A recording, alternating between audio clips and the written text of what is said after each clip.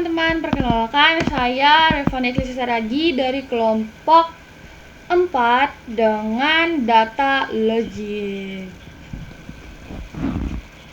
Hai teman-teman, di sini saya akan menjelaskan bagaimana mengerjakan logik atau cara mengambil data logik.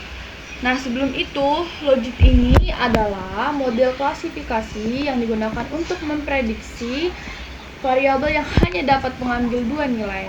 Model logik menghitung probabilitas dengan menggunakan fungsi logistik. Nah, di uji logik ini ada dua uji yang dilakukan. Yang pertama itu adalah uji Wolf dan yang kedua adalah uji Hermes. Nah, data yang kami ambil ini adalah data sekunder. Data sekunder yang dimaksud adalah data yang diambil secara langsung. Jadi kami menggunakan kuesioner kepada angkatan 2023 jurusan Ekonomi Pembangunan. Nah, langsung saja kita lihat datanya di Excel. Jumlah kuesioner yang kami dapat itu adalah 61. Dan di sini adalah variabel Y, X1, X2. Y itu adalah gender, yang X1 adalah IPK dan X2 adalah uang bulanan atau pendapatan. Oke, langsung saja kita ke FUSE.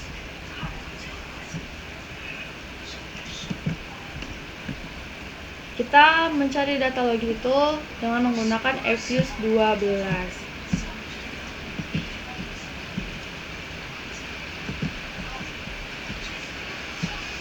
Nah, di sini kan kita ada Word ya. Nah, di Word ini kita akan menguji pertama itu uji Word. Nah, bagaimana cara mengambil data ini?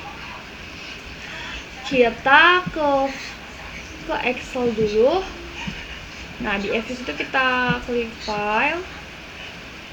Nih, file, new dan work file. Nah, di sini kita ke struktur dan undate. Di sini 61 karena jumlah kuesioner itu kan 61, jadi observasinya itu 61. Oke. Terus setelah itu kita ke quick empty group, naik ke atas. Nah, kita copy data yang variabel Y, X1, X2.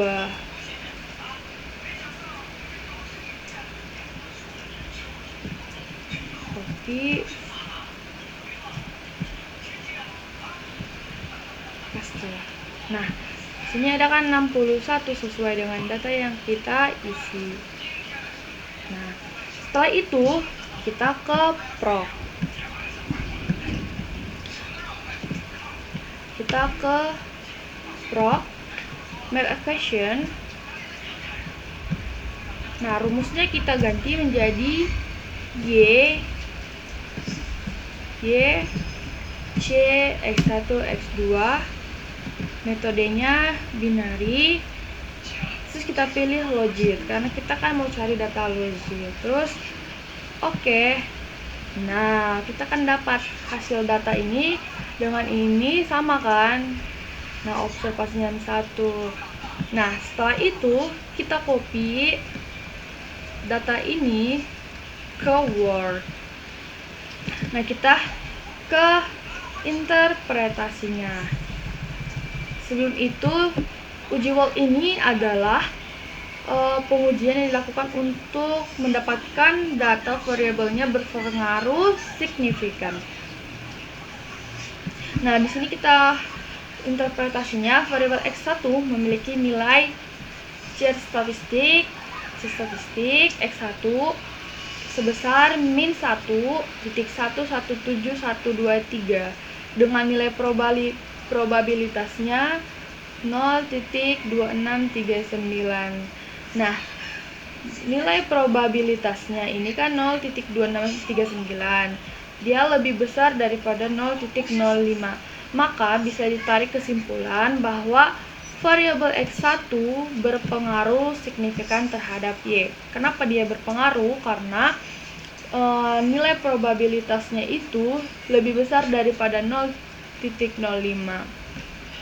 Begitupun dengan variabel X2.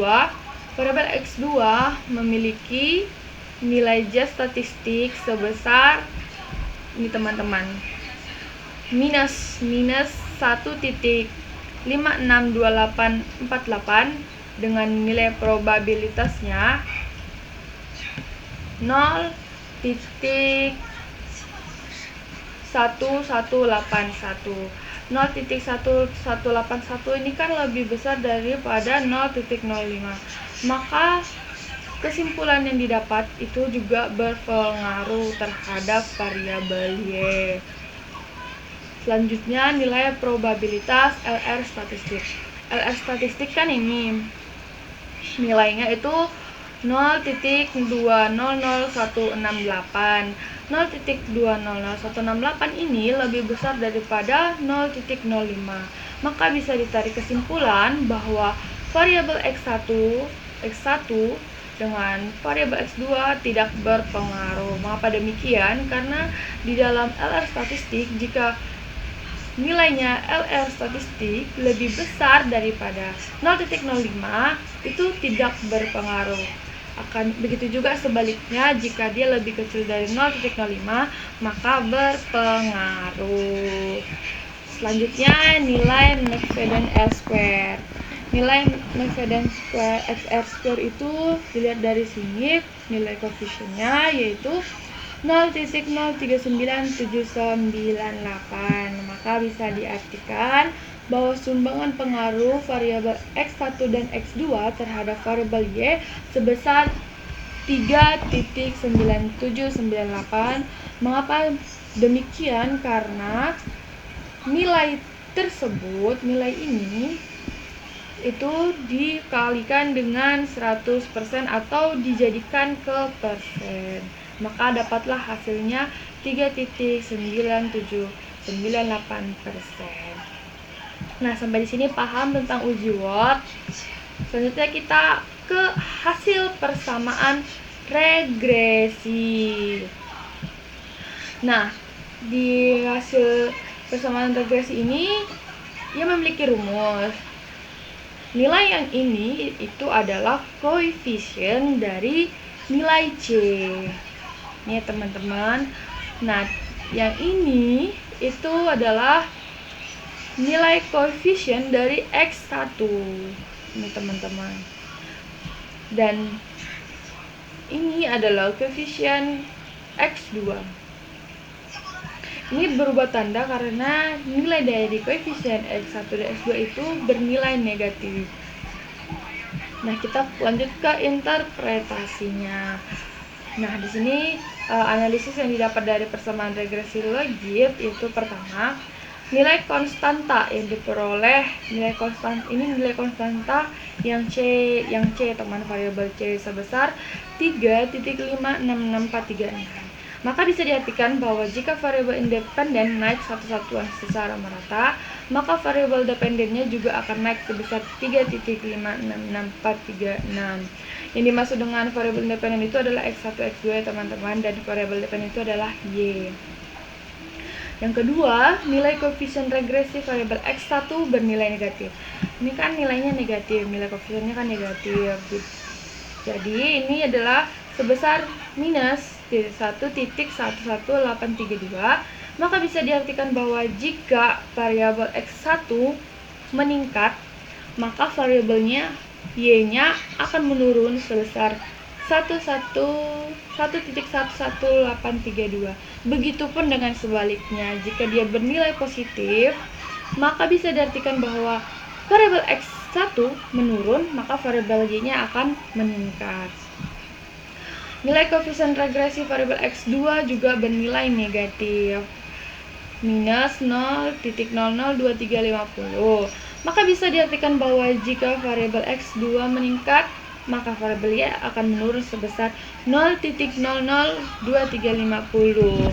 Nah, variabel X1 dengan X2 itu bersama-sama bernilai negatif, maka dia meningkat. Nah, sampai di sini teman-teman sudah paham ya. Selanjutnya kita ke uji Hosmer. Jadi yang ini, hasil persamaan regresi ini adalah seperti rumus gitu. Nah, kita ke uji Hosmer-Lemaisonnya.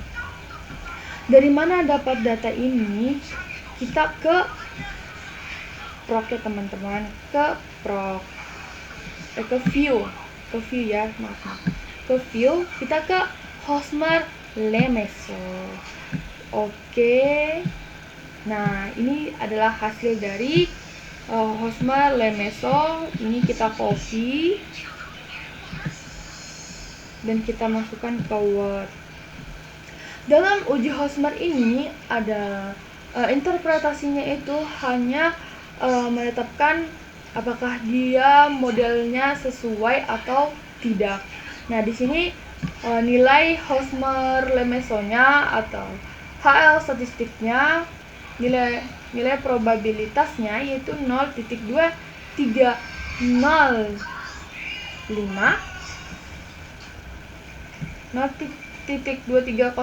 ini kan lebih besar daripada 0.05. Maka bisa disimpulkan bahwa model yang digunakan udah sesuai atau model nyatakan fit. Sebelum itu teman-teman, data yang kita kerjakan ini atau data di logit ini itu modelnya harus sesuai atau dinyatakan fit, karena ketentuannya jika tidak fit atau tidak sesuai maka itu datanya belum benar. Jadi teman-teman harus mencari data sebanyak-banyaknya agar bisa mendapatkan model data yang sesuai atau fit. Nah, mungkin sampai di sini teman-teman pasti paham ya. Intinya di uji Hosmer Lemeso itu kita interpretasinya hanya menentukan model itu sesuai atau tidaknya. Mungkin sekian dari penjelasan saya mengenai data logit. Jika ada kesalahan tutur kata saya, mohon maaf dan terima kasih.